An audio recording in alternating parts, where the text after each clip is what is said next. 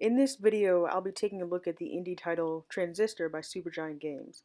My topic is why design or world building is important and how it informs protagonist and player identity at the same time.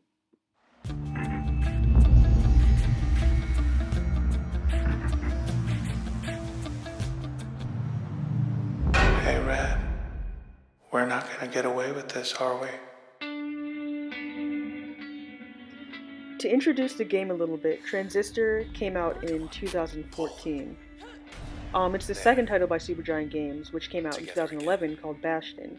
This game, though, I played for the first time in January of this year when it was discounted on the PlayStation Store for $4.99. What a night. You're still in one piece. That's all that matters. To go into further detail, the game takes place in a dystopian city called Cloudbank, which has been totally destroyed by a phenomenon simply known as the Process. It has a distinct sci-fi theme to it, and it would probably best fit under action RPG in terms of its gaming genre. You play as the protagonist, whose name is Red.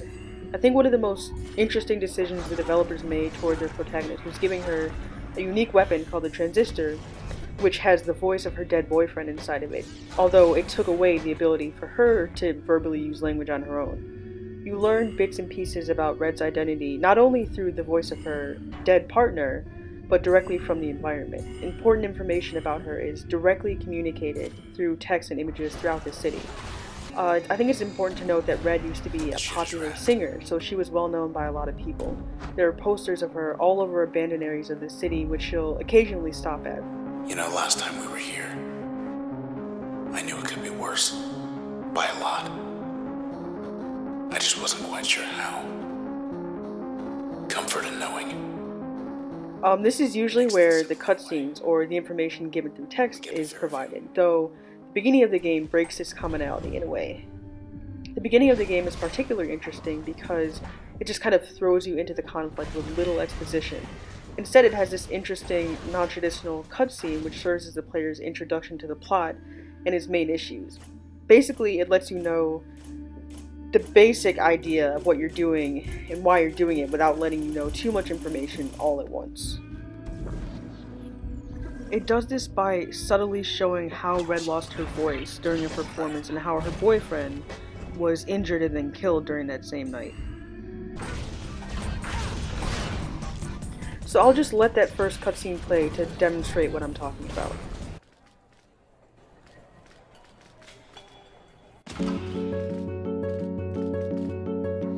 When you speak, I hear silence.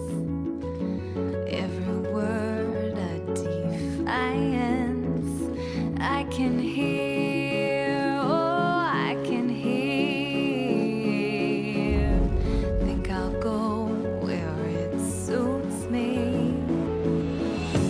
Moving now to the country with everyone, oh everyone,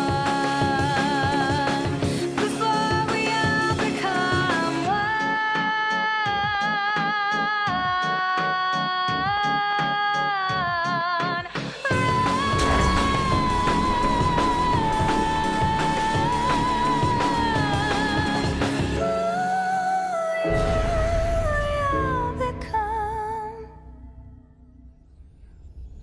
I think this is kind of a really interesting way to introduce the plot of the game, its main points and everything, along with giving the player a brief example of the kind of voice Red used to have and the kind of talent she used to have, and also giving the player a tiny glimpse at the antagonists without insulting their intelligence by providing too much information at one time. Instead, information is dropped along the way and throughout the journey through Cloudbank. One of the ways they drop information is through these things called terminals, which Red has just stopped at after their transition from cutscene into gameplay, and I think they really implement that well, along with other ways of dropping information. There's posters along the walls, there's little bits of information given through items on the ground, there's cutscenes, there's a lot of different ways that they tell you who Red is without even hearing her speak at all, outside of those flashbacks. This is particularly where the importance of world building comes into play, as it relates to the protagonist's identity. Me, I'm not so sure. Hey, say something already. Say something, will you? Oh no. In the book Building Imaginary Worlds, The Theory and History of Subcreation, Mark J.P. Wolf writes, "To give oneself over to a painting, novel, movie, television show, or video game is Just to step passing vicariously into a new experience, into an imaginary world. This can be as true for the author of the through. Hey, work look, as it is for the rest of the it's work's us. audience.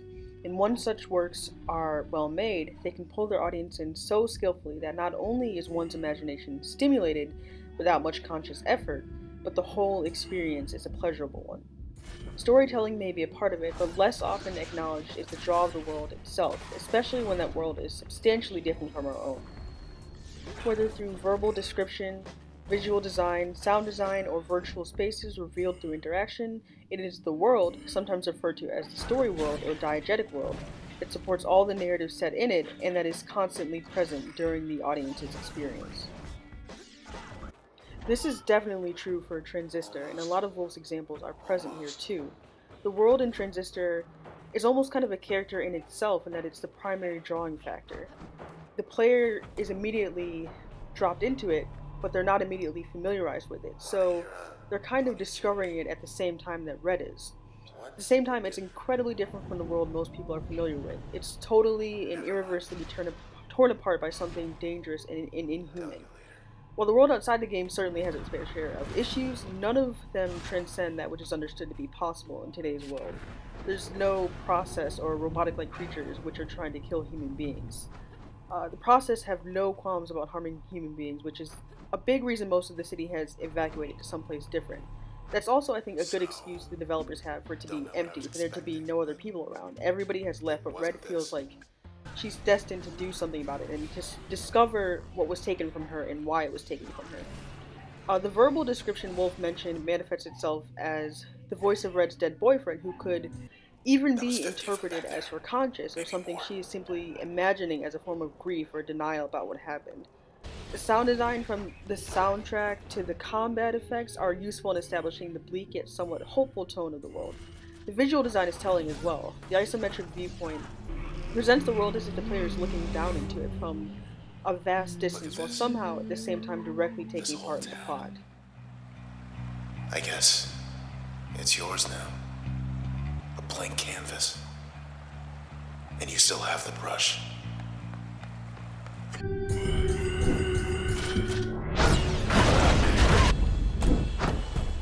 The UI or HUD in the game also gives the player a sense of identifying with Red or even internalizing her role or projecting it onto themselves and taking on the task that she's taking on as if they're going through it and they're having to defeat the process in order to either improve the world or get to the end of it somehow. It kind of gives the player a sense of control and that it lets you pick your move set and your ability so that your playstyle is unique to you. It lets you decide in what order you're going to fight, whether you're going to do real time battle or using the time freeze feature. And it also uses these things called limiters, which make combat harder or easier depending on what kind of challenge level you want. So the developers really put a lot of effort into letting the player feel as though they were having their own experience while living through somebody else's experience as a protagonist.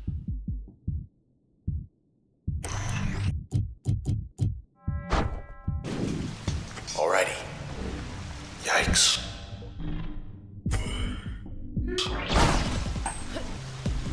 Half the skyline's disappeared. Whatever's after us, it's spreading. The Camerata. They'd rip this whole town apart. To get us. Or to get away.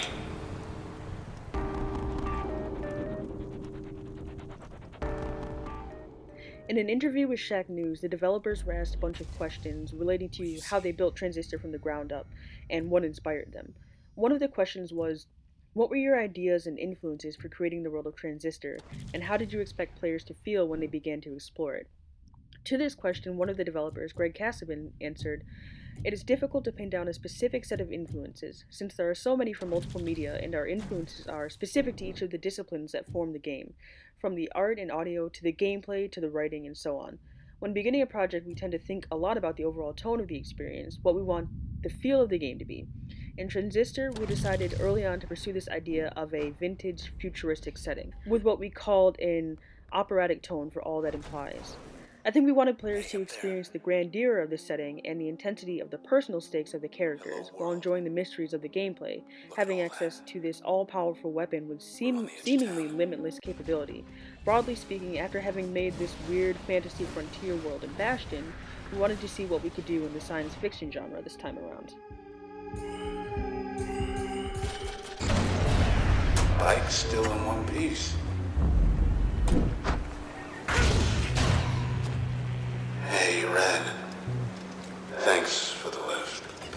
The other question was, what or why was the decision made to have a narrator tell the story?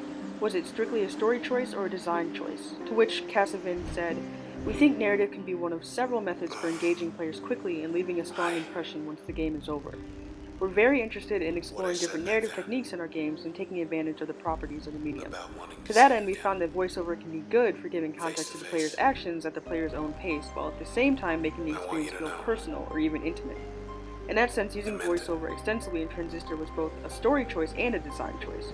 We wanted players to feel like they were traveling with these characters and looking through a window into this world, rather than being told a story in the traditional sense."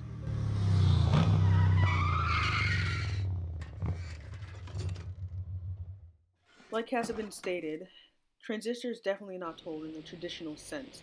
Bike deserves some kind of reward. Though the game has narrative, it is a direct result of a terribly traumatizing event which leaves everybody transformed, for better or for worse. The narrative serves both the story and the design in that it is intertwined with these aspects throughout. Without it, the progression through the increasingly difficult levels might have turned out totally different. Without a guidance system, Red might never have been inclined to journey through the city after it was destroyed. Still, she does, even when the narration isn't taking place. She's always pushing forward and trying to discover things for herself. And the player knows this without her even having to speak, because they are witnessing her actions as well as taking part in them. This alone tells the player a lot about her level of determination and the inner strength she possesses to push on despite hardship. This could also resonate deeply with the player on a personal basis, given that they are taking part in the path Red takes as he searches for answers in tons of different places. Since a lot of the most imperative information about Red and about the story itself is provided through the setting itself feels alive. Its details and its intensity are then tangible to the player despite them being purely digital. Everything, although it's totally sci-fi and futuristic, it has an aspect of realism because of how developed it is and how much effort the developers put into making sure the player knew what the tone was supposed to be and what kind of themes were happening throughout it. Just 10 more blocks to the set. In a way, this is exactly the purpose of world building. It's not only to establish the setting, but to inform how the protagonist moves through it and how they're directly impacted by it.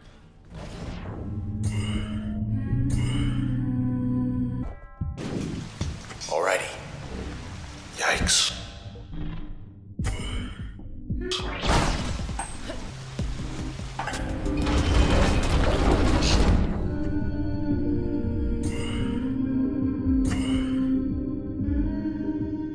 In the YouTube video World Building 101, What It Is and Why It's Important, YouTuber Game Dev Underground says, "World building kind of takes the whole world as a context rather than just the specific story. Understanding the motivations of the character in the context of where they're at is really important." He further poses important questions specifically related to building the world of the game, including what kind of universe is this? What kind of military is there? What kind of political system is there? A lot of people overlook the power of world building when they're starting a story, whether it's a game, a novel, or whatever, because they just think they need to start with the character because the character is the most important. It's true that the characters are very important, but the world in which those characters live in is also very important. As a demonstration of this, enemy types that you fight throughout the game literally stem from the environment. They come directly from these blocks or from the sides of the buildings, and in that way, you're never safe, you're never protected. In this place that you're in Cloud Bank, there's always something that could jump out at you, whether it's out in the open or whether it's disguised until you get closer to it. The environment, however, can also be used to your advantage. For instance, in this boss fight, the attacks that they use are really powerful and can potentially take out about half of your life bar, but you have these structures, these blocks that you can hide behind to recover health or to build your defense so that when you do go up against it, you have a better chance. Even when the story isn't being told directly through the world is always there in the background, informing the direction of things and kind of telling you why you're doing what you're doing, even if you yourself don't totally know yet. It's more of a kind of unconscious experience in that as you're moving forward, you're getting pieces, but you're not going to see the whole picture until you're towards the end. In this way, the player kind of is the protagonist. I mean, they're stepping directly into their shoes, they're fighting through this world, they're determined not to die. They're kind of, at least I was kind of in a tense position as I was playing, worried about losing health or having to restart the level. There's a lot that goes into it where you know that you're not only thinking as a protagonist, you're thinking as yourself and what you would do if you were directly in this situation. This is why immersion is key in defining the tone of the world, the player, and the protagonist all at the same time. Yeah, good call. That's our way out. In Immersion and Identity in Video Games, Yamin Terzioglu writes, immersion is a version of concentration which is applicable to the narratives, stories, and environments that exist within an alternative pseudo reality. Immersion plays an active role and is in relationship with our psyche, environment, and means of interaction every time we step into an alternative, virtual reality that is crafted and embedded into different media like a book, a movie, or a video game. Immersion in the scope of these happenings and narratives within the alternative realities affects the way we interact with them. It affects the time we spend on them and, most importantly, determines the satisfaction and pleasure we get from them. This is to say that, without immersion, the player would more or less be distant from the world of the game, along with its key characters, who define a lot of what the tone is and the themes which are applied to it. Since many of the players who play this game or any other game find themselves immersed despite the setting, it is something which is almost inherently present when presenting a work of fiction to an audience, whatever form that may take. For games in particular, a part of what makes them so immersive is the fact that the player is directly interacting with the setting and at times directly influencing it through their gameplay decisions. One of the biggest reasons Transistor is so immersive is because it is so well built and thought out on the part of the developers, each of whom tried their best to make Cloud Bank feel like a truly living, breathing place with its own personality and issues, which could be directly reflected on not only the protagonist, but the player who is diving into the world as well. In this way, the player can delve into the world and get just as lost as Red while destroying the process little by little. Terminal's still up. Must be starving. Sea monster's really the only choice here. Or that. Just have to get back to your place before it gets cold. Terzioglu goes on to say that immersion is most critical in video games, as video games combine two elements that exist within books and motion pictures, the narrative and the visual stimuli. Most importantly, it adds another dimension and a layer that serves as a critical determinant to the levels of immersion, non-trivial interaction. The combination of these three elements, narrative, visual stimuli, and non-trivial interaction, forms a virtual environment that is both genuine and responsive. This is a new form of interaction, a new dimension that embraces and houses new forms of identities of the players. Lillian Platt used to run the OVC. Said she left for personal reasons.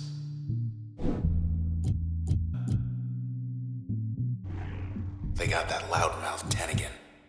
Figured he retired. Brackett. I know the name, but not the man. Heard he got out of town a while back. For Transistor, the narrative and the visual stimuli are definitely present, but most importantly, the dimension is there. You can feel that this world is three-dimensional. It's not just a blank slate for the player to go through. It's something which has been thoroughly developed and thought out.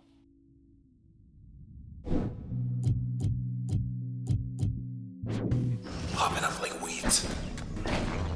The non-trivial interaction in Transistor is there in everything from stopping at a terminal and deciding the weather or deciding what kind of food you're going to eat. So that's it. By seeing that these terminals are still intact even after the world is destroyed, you see how much this place was impacted. It's happened so recently that these machines still think that people are there to be responsive to them, and in a way they're still interacting with the environment even after all the people have left it.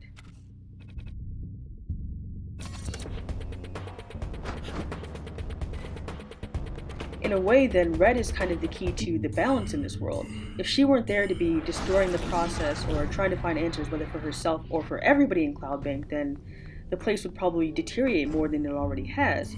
Since she's keeping this balance by defeating the enemies, she's ensuring that the place isn't totally destroyed and that there's still some part of it that's intact, so that if people do come back, they still have a home or someplace that they recognize to come back to. Since the player only knows Cloudbank as well as Red and her dead boyfriend do, she is then an integral part of the environment. She is a part of what defines the world because the player doesn't know without her. One of the most interesting forms of interaction that takes place in the game is when Red will stop in a place, a restaurant or a bar that they used to go to. Not a soul. Hardly recognize this place without the foot traffic.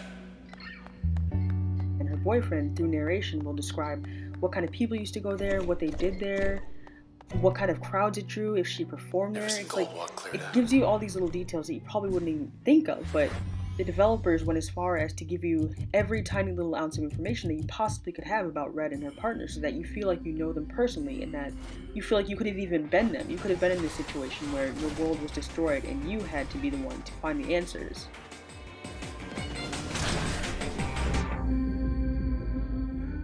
A lot of the times when the narrator is speaking, it doesn't even seem like he's talking to Red, but directly to the player.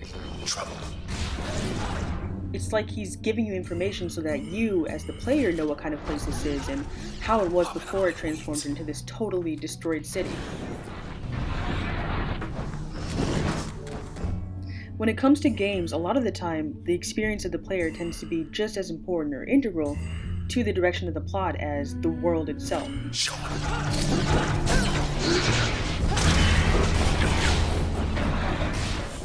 When immersing themselves in digital worlds, players are allowing themselves to see a brand new perspective, to see things from somebody else's eyes, and to take on parts that, in their normal life, they would never have to do.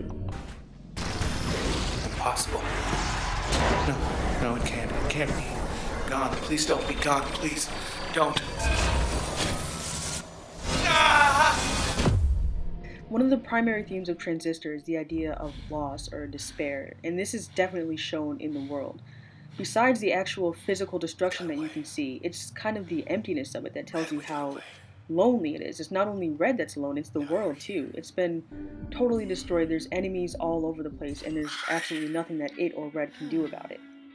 In identity creation and world building through discourse and video game narratives, Barbara Jedrusek writes, "I firmly believe that a game's narrative and its gameplay are intrinsic to one another, and to separate the two for the purpose of any analysis is the antithesis of what a game is.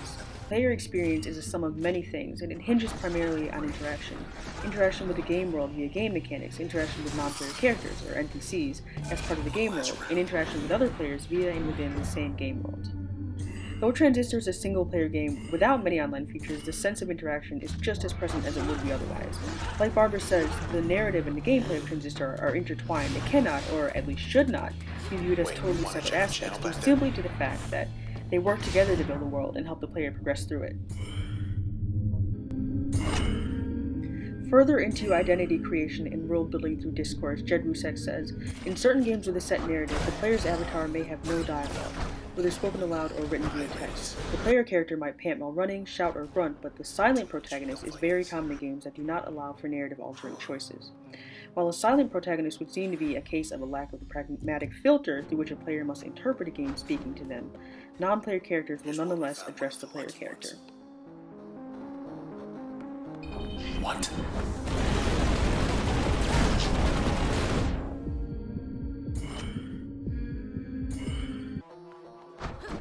Check the terminals or go on up.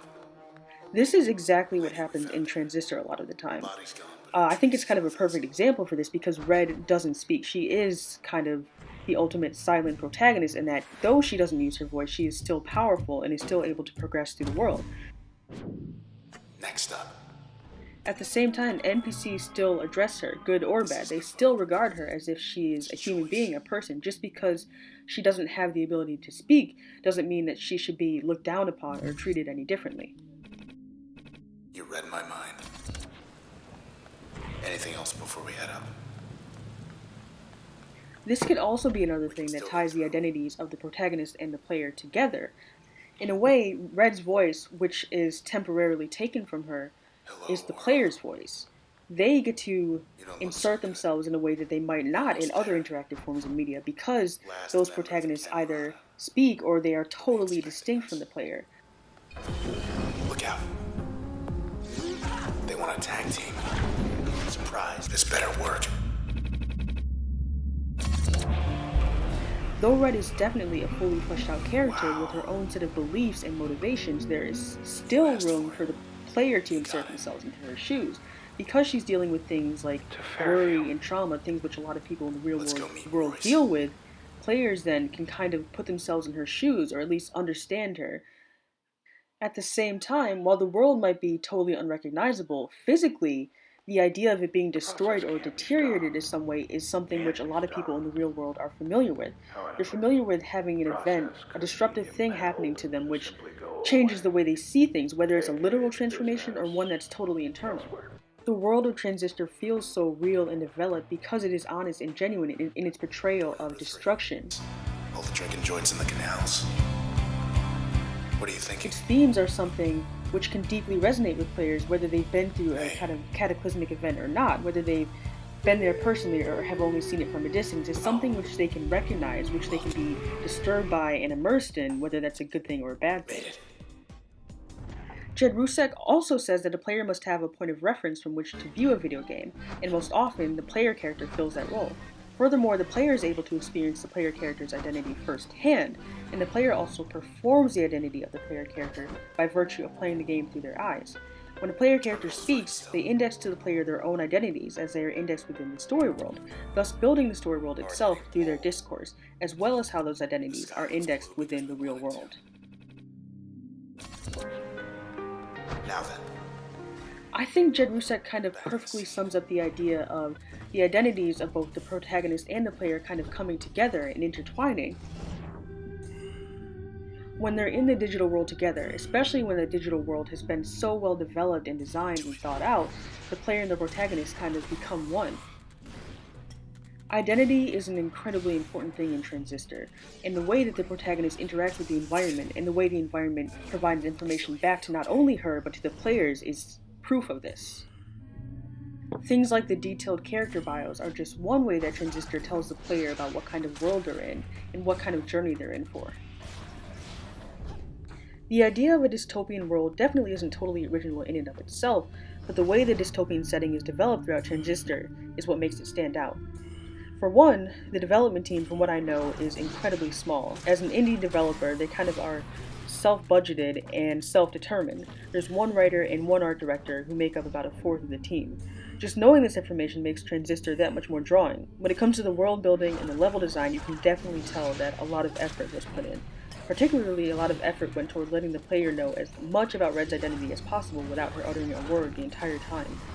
This is something that's incredibly difficult to pull off, but I think that they did it incredibly well given that I truly got a sense of who Red used to be in addition to who she became after having her life totally transformed. And again, I think this is something which a lot of players can personally identify with. Transformation, whether it's physical or internal, is something that many people throughout their life have to deal with. In a lot of ways, I think this is exactly the aspect of the game which informs player identity in addition to the identity of the protagonist. The game provides lots of insight into how its world was destroyed through text at different terminals and its non-traditionally styled cutscenes, but also through the gameplay itself. The way you progress, the way you move, every little tiny detail has an impact on the player. The isometric viewpoint even presents the world as if the player is looking directly down into it while still somehow managing to make the player feel as though they are there and holding the transistor themselves. I think this kind of proves that games don't necessarily have to be in first or third person to make the player feel as though they've taken on the role of the protagonist for themselves. If the narrative and development of the world is strong enough, the game will mentally transport the player despite the perspective or specific situation. I played the game a second time to record my playthrough and found myself diving just as deep into it as I did the first time. The game definitely isn't long, but I was still invested in the plot and impressed by the design and world building throughout the whole thing. It still blows my mind to think about how much detail they were able to integrate into pretty much every aspect of the game despite having such a small development team. Transistor demonstrates the importance of world building as it relates to the identity of the protagonist and the player by providing so much immersive detail in more ways than one. As unique and informative as it is, I think Transistor teaches important lessons about identity which transcend its digital universe. Among these lessons is this: identity is far from black and white and is just as impacted by the design of the world as it is by things like inner turmoil or destruction. Paper boats floating on a stream.